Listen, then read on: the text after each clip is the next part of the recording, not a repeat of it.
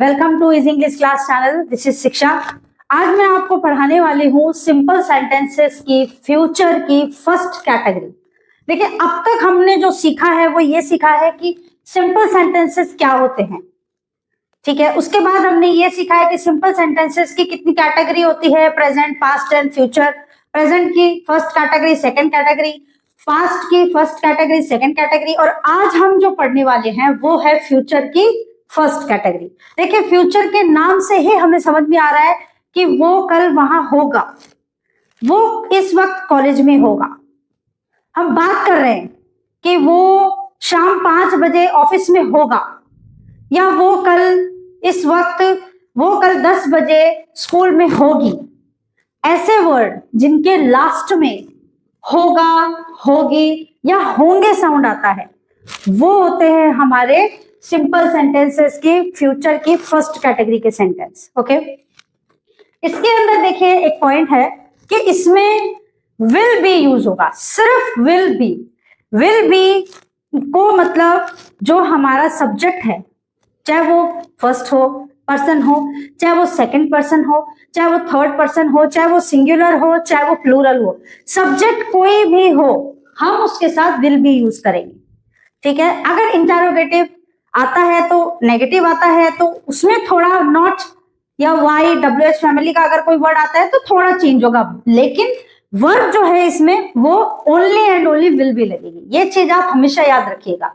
और एक चीज और खास बात याद रखिएगा कि ये जो है ये हम पढ़ रहे हैं सिंपल सेंटेंसेस, हम टेंस की कोई बात नहीं कर रहे हैं। ये चीज मैं आपको बार बार इसलिए याद दिला रही हूं ताकि आप कंफ्यूज ना हो, आप ये चीज भूल ना जाएं कि सिंपल सेंटेंसेस क्या होते हैं। ऐसे सेंटेंसेस जो स्थिति बताता है, कार्य नहीं बताता, किसी भी तरह की कोई क्रिया नहीं बताता कि वो क्या कर रहा है, सिर्फ ये बताता है कि उसकी क्या स्थिति है सेंटेंस के अंदर। ओके, तो सबसे पहले हम देख लेते हैं स्ट्रक्चर। मैंने आपको यह भी बता रखा है कि 4 टाइप की स्ट्रक्चर होते हैं, 4 टाइप के सेंटेंसेस होते हैं। फर्स्ट होता है हमारा अफर्मेटिव सेंटेंस, जो कि हमारा सिंपल सेंटेंसेस होता है, पॉजिटिव सेंटेंस होता है। इसके अंदर कहीं भी नो, नहीं या क्या, प्रश्नवाचक कुछ भी नहीं आता। इसका क्या होता है स्ट्रक्चर, देखिए क्या रूल होते हैं इसके। Subject plus will be plus object. ऐसे ही नेगेटिव है तो नेगेटिव के अंदर डेफिनेटली हम पढ़ते आए हैं ये चीज की, नेगेटिव मतलब ना या नहीं, subject plus.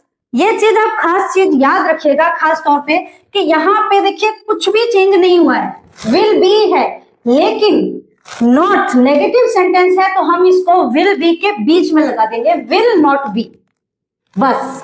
Subject plus will not be plus object. ऐसे ही इंटरोगेटिव का हमारा क्या हो जाएगा, WH वर्ड। मैंने आपको पहले भी बताया और आज फिर बताती हूँ कि WH वर्ड उस सेंटेंस, उस इंटरोगेटिव सेंटेंस में आता है जिस सेंटेंस का रिप्लाई, आंसर हम यस या नो में नहीं दे सकते हैं। अगर किसी सेंटेंस में, इंटरोगेटिव सेंटेंस में, अगर उस सेंटेंस में हम हाँ या ना में जवाब दे सकते हैं तो उस सेंटेंस के अंदर WH फैमिली यूज नहीं करेंगे। तो इसका स्ट्रक्चर क्या है, देखिए, WH word plus will plus subject. ये हमेशा मैं आपको बताती हूँ कि इंटरोगेटिव में क्या होता है, सब्जेक्ट से बाद में चला जाता है, सब्जेक्ट के पहले वर्ब लग जाती है, हेल्पिंग वर्ब।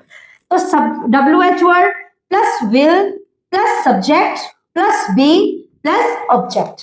ओके, ऐसे ही नेगेटिव इंटरोगेटिव जो सेंटेंस होते हैं, जो नकारात्मक भी होते हैं और प्रश्नवाचक भी होते हैं, इनमें क्या होगा, WH word plus will plus subject plus not plus be plus object. Okay, तो अब मैं आपको कुछ एक एग्जांपल्स देती हूँ, कुछ एक एग्जांपल्स की हेल्प से मैं आपको समझाती हूँ जिससे कि आपको समझ में आ जाएगा कि विल बी हमें कहाँ यूज करना है। आप सिर्फ ये याद रखिए कि विल बी जो हेल्पिंग वर्ब है वो फ्यूचर की फर्स्ट कैटेगरी के सिंपल सेंटेंसेस में आती है, और इसमें हेल्पिंग वर्ब जो है वो ओनली विल बी यूज करेंगे हम। ओके, और सब्जेक्ट चाहे फर्स्ट पर्सन हो, चाहे सेकंड पर्सन हो, चाहे थर्ड पर्सन हो, चाहे सिंगुलर हो, चाहे प्लूरल हो, यानी एक वचन हो चाहे बहुवचन हो, उससे कोई फर्क नहीं पड़ता, हर सब्जेक्ट के साथ हम विल बी यूज करेंगे। ओके, तो let's start, let's have some examples. देखिए, जैसे कि ये एग्जांपल है, वह एक दिन प्रसिद्ध होगा। अब यहाँ पे मैंने एक स्थिति बताई है, कंडीशन बताई है, अनुमान लगाया कि हाँ वो एक दिन प्रसिद्ध होगा। तो ये क्या है, यहाँ पे नहीं या किसी भी तरह का कोई प्रश्नवाचक साइन नहीं आ रहा है, तो मतलब ये क्या है, हमारा अफर्मेटिव सेंटेंस। ठीक है, तो यहाँ पे होगी तो मतलब यहाँ पे सब्जेक्ट शी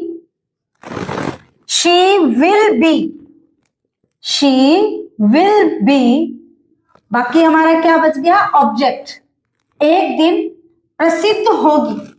ठीक है, होगी हमने कर दिया, शी विल बी। अब एक दिन प्रसिद्ध, शी विल बी फेमस। प्रसिद्ध को हम इंग्लिश में क्या कहते हैं, फेमस। एक दिन, she will be famous one day. Okay, एक दिन वह एक दिन प्रसिद्ध होगी, she will be famous one day. Next है, देखिए, वे कल रात पार्टी में नहीं होंगे। यहां पे सब्जेक्ट क्या है हमारा, वे। वह नहीं बोल रही हूं मैं, बोल रही हूं वे। अगला सेंटेंस क्या है, देखिए हमारा, वे कल रात पार्टी में नहीं होंगे। ठीक है, यहाँ पे हमारा सब्जेक्ट क्या है, वे मतलब एक से ज्यादा। तो वे के बजाय हम क्या यूज करेंगे इंग्लिश में, वे को हम क्या लिखेंगे, दे नहीं होंगे। मतलब ये एक नेगेटिव सेंटेंस है, तो they will not be, they will not be, कहां नहीं होंगे, पार्टी में। ठीक है, they will not be at the party, they will not be at the party. Okay, next देखिए, वह परीक्षा के बाद खुश होगा। ठीक है, यहां पे हमारा सब्जेक्ट क्या है, वह होगा। ठीक है, तो यहाँ पे हमारा सब्जेक्ट क्या है, देखिए, जो कि यहाँ पे किसी भी तरह की कोई नेगेटिव या इंटरोगेटिव सिचुएशन नहीं है, तो ये हमारा अफर्मेटिव सेंटेंस है। यहाँ पे क्या लिखेंगे हम, ही विल बी, बाकी जो भी बचा वो हमारा ऑब्जेक्टिव पार्ट है, परीक्षा के बाद खुश। ओके, तो इसमें हम क्या लिखेंगे, ही विल बी खुश, ही विल बी हैप्पी परीक्षा के बाद, he will be happy after. बाद को क्या यूज करते हैं हम, बाद क्या इंडिकेट करता है, after. He will be happy after, किसके बाद खुश होगा, exam, after the exam. Okay, next देखिए, क्या वह शाम को घर पर होगा। यहां पे हम क्या क्वेश्चन कर रहे हैं, क्या वो शाम को घर पर होगा, तो इसका आंसर हम यस या नो, हाँ या ना में दे सकते हैं। तो मतलब यहाँ पे हम WH वर्ड यूज नहीं करेंगे, तो यहाँ पे क्या हो जाएगा, विल। ओके, क्या वह शाम को घर पर होगा, विल सब्जेक्ट क्या है हमारा, वह, होगा है इसलिए ही, विल ही बी, कहां होगा, घर पर, will he be at home, कब होगा, शाम को, will he be at home in the evening. शाम को क्या बोलते हैं हम, इवनिंग। क्या वह शाम को घर पर होगा, तो हम इसको कैसे कहेंगे, will he be at home in the evening.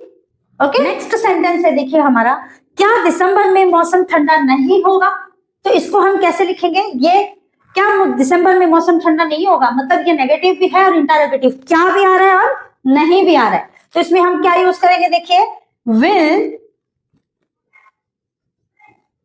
यहां सब्जेक्ट क्या है, किसके बारे में बात कर रहे हैं हम, मौसम, तो will the weather, will the weather not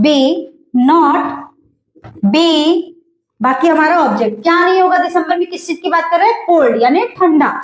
will the weather not be cold in, कौन से महीने में नहीं होगा, दिसंबर।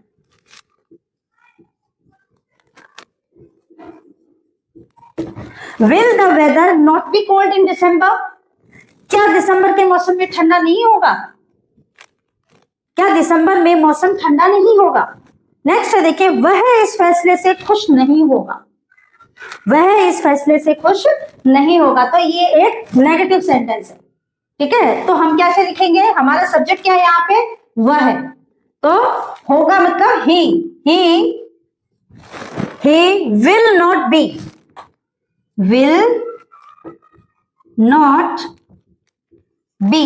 अब ये किस चीज के बारे में पूछ रहे हैं, फैसले से खुश नहीं, फैसले से खुश नहीं, तो हमने लगा दिया ही विल नॉट बी, किस चीज से खुश नहीं होगा, फैसले से, तो हम क्या लिखेंगे, ही विल नॉट बी खुश, he will not be happy,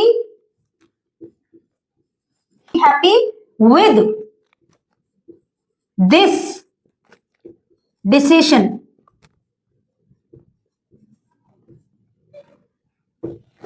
ठीक है, वह इस फैसले से खुश नहीं होगा, तो इसको हम कैसे लिखेंगे, ही विल नॉट बी, बाकी जो है हमारा ऑब्जेक्टिव पार्ट, क्या नहीं होगा, इस फैसले से खुश, ये पूरा हमारा ऑब्जेक्ट है। He will not be happy with, मतलब किससे, इससे, with this decision. Okay, next है, देखिए क्या स्कूल रविवार को बंद नहीं होगा, तो इसमें क्या है, देखिए इसमें क्या है, देखिए क्या स्कूल रविवार को बंद नहीं होगा, तो यहाँ पे क्या भी आ रहा है और नहीं भी आ रहा है, तो ये हो गया हमारा नेगेटिव इंटरोगेटिव। तो इसमें हम कैसे लिखेंगे, देखिए will the school, will the school not be, बाकी जो बचा हमारा ऑब्जेक्टिव पार्ट, क्या बोल रहे हैं, रविवार को बंद, ठीक है, विल नॉट बी तो यूज करके आपने कि नहीं है, लेकिन क्या नहीं है, स्कूल बंद नहीं है, कब नहीं है, संडे को, तो will the school not be closed, कब बंद नहीं होगा, संडे, रविवार, will the school not be closed on Sunday, understand, will the school not be closed in Sunday. Next देखिए, क्या कल मौसम अच्छा होगा, ये हम सिर्फ पूछ रहे हैं, तो हम हाँ या ना भी जवाब दे सकते हैं, रिप्लाई कर सकते हैं, तो यहाँ WH वर्ड नहीं आएगा।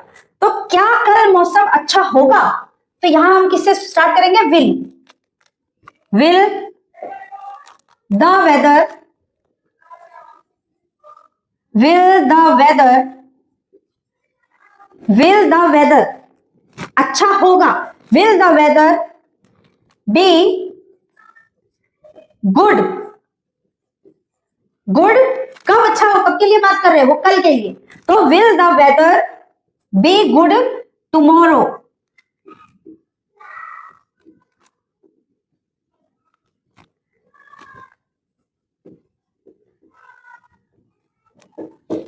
Okay, will the weather be good tomorrow. Next है, देखिए वह कल घर पर नहीं होगा, बहुत ही सिंपल सेंटेंस है, नेगेटिव, नहीं होगा, ठीक है, तो सब्जेक्ट क्या है यहाँ पे हमारा, वह, और नहीं होगा, अगर होगी होता तो शी, यहां होगा है तो हम क्या लेंगे, he will not be,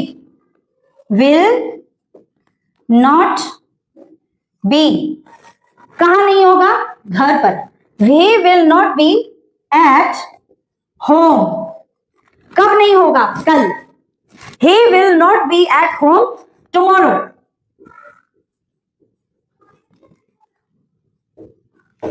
he will not be at home tomorrow।